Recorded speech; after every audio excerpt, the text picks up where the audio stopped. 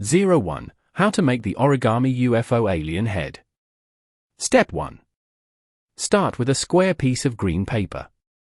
Step 2. Fold the paper in half horizontally, then unfold it to make a center crease. Step 3. Fold the top and bottom edges toward the center crease. Step 4. You should now have a long hexagon-like shape. Step 5. Fold the top left and top right corners downward diagonally. Step 6. Press the folds flat to create the UFO top shape. Step 7. Flip the paper over carefully. Step 8. Fold the bottom edge upward slightly to form the UFO rim. Step 9. Your UFO body shape is now ready. Step 10. Add 3 black windows using markers, stickers, or paper circles. Step 11. Fold or attach 2 small paper strips underneath to make landing legs.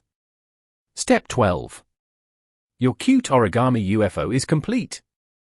Rocket sparkles. To see full video, click on given YouTube channel link and don't forget to like, share and subscribe. Thank you for watching, guys.